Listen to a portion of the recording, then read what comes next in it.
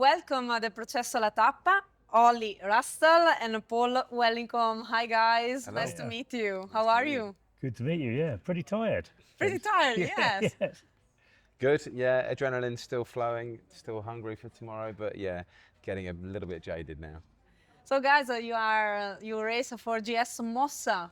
Yes. Yeah, that's right. Yeah, it's a club. Mossa. Yeah, it's Italian. It's Mossa. yeah, Mossa. Mossa. Yeah, exactly. Yeah, yeah. Gruppo Sportivo Mossa. So yeah, we're just a club from the southeast of England, and we ride mountain bikes and road and cyclocross and. But why Mossa? Well, that's. I used to have a business, or was part of a business that brought Italian cycling components into the UK, like Miche and Perentini. I don't do that anymore, but it was the origin of the club. Really, was to do something with those, with those parts really. And yeah, I just thought it was a nice name. I like It's the a Mossa move, mean. yeah. Mossa Yeah. mean move, quick, Exactly. smart. Yeah, racing. Yeah. Yeah. So you look forward to step every day Precisely in that. something. Yeah. Exactly. Yeah. So since how many years you ride your bike, guys? For me, 29 years Yeah. of racing mountain bikes. You're Yeah, racing. 29 years, yes. And you, Ollie? Yeah, I'd say I've been riding bikes since before I could walk. I'm 43, so that's 40 years. And yeah, I've been racing mountain bikes since about 16, so yeah, it's 25 years, I'd say. I know you traveled the world with your bike. You did a lot of races around the world. Yeah, that's right. Yeah, I mean, this is way up there though, with one of the best, that's for sure. But I'm lucky enough to have travelled across continents and done some stage racing in some amazing parts of the world. And there's no better way to see the parts of countryside and some truly epic terrain that you'd never see unless you're on a bike. You always go together or with a team or what? This is our first trip away together on a stage race. We generally race locally in the UK on one-day events, but I have been abroad with other teammates. Yeah. Myself and Paul and two other teammates were in Lanzarote in January. So we'll have to see what's on the cards for next year. Could be a return here. Who knows? And what give you the motivation to go for the races, stages races like Apennina, 6 days of pain? Yeah, you see beautiful places, but yeah, you suffer a lot on. Yeah. So for the me, it's a bike. combination of things. It's the challenge, the physical challenge, the mental challenge, and the technical challenge. And also it was a 50th birthday present to myself. So yeah, that was for me. It's a combination of Yeah. different factors. Yeah, totally. I mean, like I mentioned just before, it's an amazing way to see the world, to see parts of a country you'd never usually see. But then there's the exposure to some trails that demand so much from you physically, mentally, and then like Paul said, from a technical point of view. So you really go through the whole emotions, and the fact that it's a multi-day event is very much, you need a strong mind.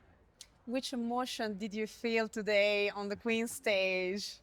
How many hours did you take to the Well, stage? first up, the relief is probably, and elation is probably the main emotion. And I was pretty proud of myself getting it done, and yeah, I did it It's in the 5th stage, exactly. Yeah. You did what, 5:25. 5:25. Yeah.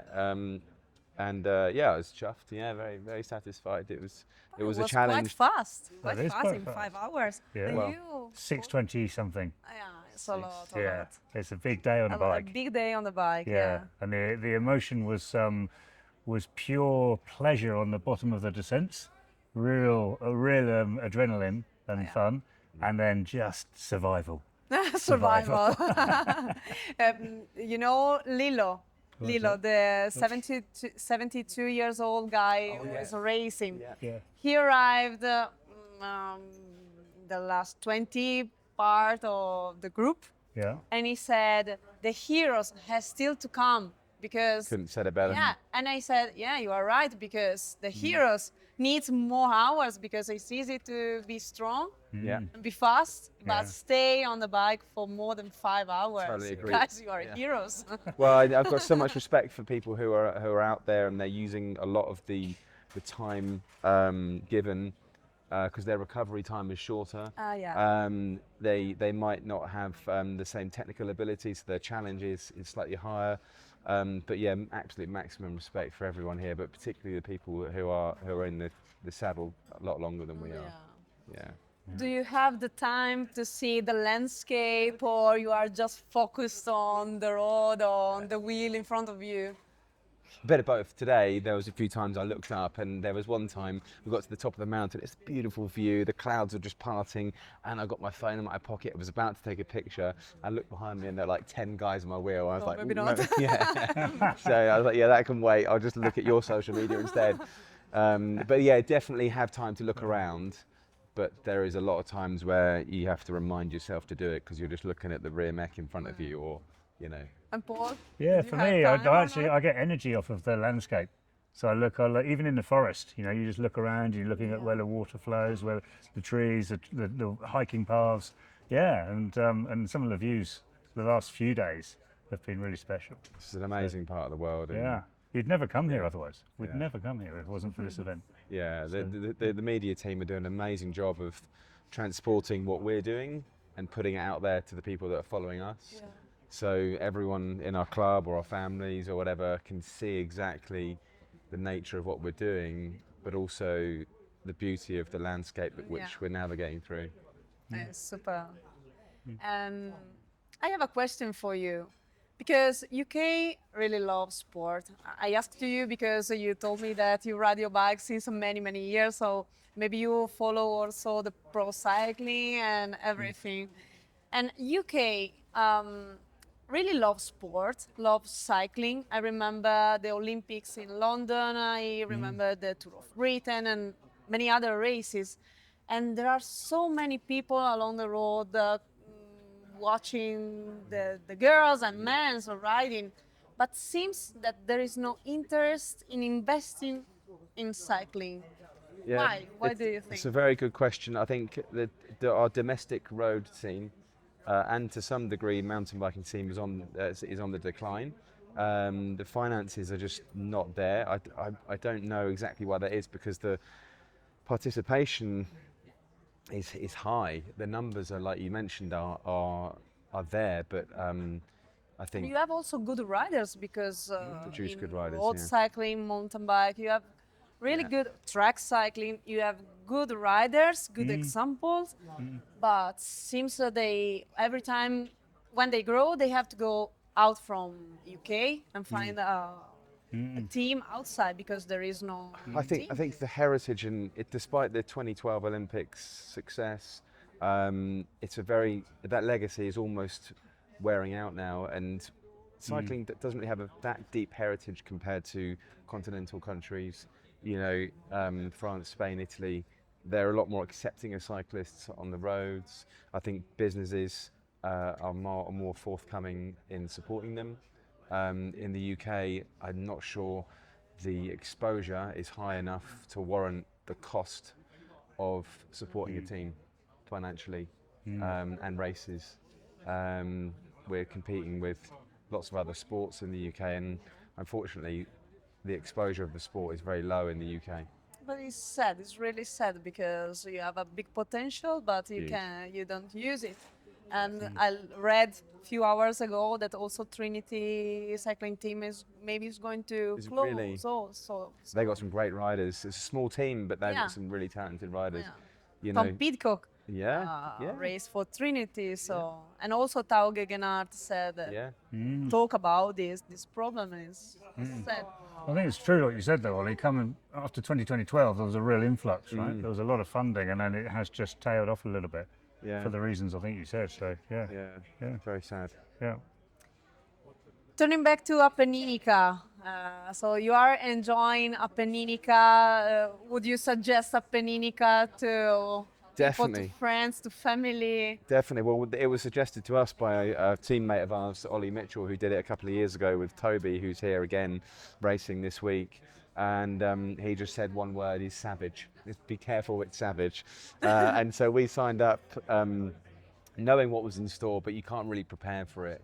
But I definitely remember it, and I'll definitely recommend it as well. That's for sure.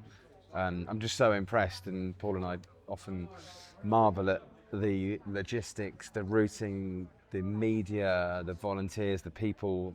I mean, there's so many moving parts. It's an impressive roadshow of logistics, and the route is insane. It's amazing. Yeah. Paul, what do Yeah. you say about Appenninica? So yeah, the whole team effort from the organisers through, I mean, from the first point when you sign on, through to seeing it now, and you know the young people involved. You know, they're out there on the start line in the morning. The they're team there on the staff. finish. Yeah, Brilliant. and honestly, it takes a really big logistical effort to put it together with all the media and moving the finish line as well. And you know, it's just, I think so much goes on behind the scenes that we don't see, but you know, just really appreciate the way the team have put it together. And it's so you can see it's a team effort, and to then go every day and to see the same faces again, and to get to know people from basically all over the world. So did you make new friends? Yeah, for Absolutely. sure, Yeah. for sure. Yeah. From the first night, right? People from Argentina, Oh, people yeah. from Germany, from Holland, from Belgium. Yeah, people from all over the place. Yeah. So yeah. Super Yeah, nice. and it's nice to be on the trails and see some familiar faces. And you naturally find your own groove, and there's a tempo within a certain group of riders. And then, you know, day after day, you can just spot one up the road, or they might spot you, and you just come together naturally. And then you're bonding, you know, with every pedal turn, really. And that's really priceless, to be honest. Tomorrow last stage, and then everybody goes home. Yeah. What's the feeling? Oh. Are you happy and sad at the same time? What do you expect? First, what do you expect from tomorrow's stage? And it's another tough day, right? It's Yeah. another, I mean, Short, for but very. nearly 60 kilometres and enough climbing for the highest mountain in the UK on the last day. Yeah, so that's a big day. It's still a big day. So for me, it's just about getting through. It's about keeping it safe and getting to the finish line, because we've come this far now. We've got to get it done. Yeah, and then it was a huge sense of achievement. Huge. Yeah, You, Ollie? absolutely. I echo what Paul said. That there's no room for complacency, because these trails are so demanding on our bodies and the bikes that you don't want to take it for granted, even if it is a shorter stage. But yeah, I'm looking forward to the end, and it is hard to not think of that finish line. I mean, as an endurance cyclist, you have to break races into chunks, but sometimes you allow yourself to visualize the finish line tomorrow, and it looks good in my eyes right now. So yeah, it's going to be a great day tomorrow, and hopefully the atmosphere will be as good as it always has been, if not better, in tomorrow's race. So, guys, thank you to have been here, and I Thanks for hope having us. tomorrow you will have fun, enjoy the day, and the last day of Appenninica. And thanks Thank to be you. here. Appreciate it. Thank Yeah, you. thank you so Thank much. you, Ollie. That's Thank really you, good. Paul. Great job. Cheers.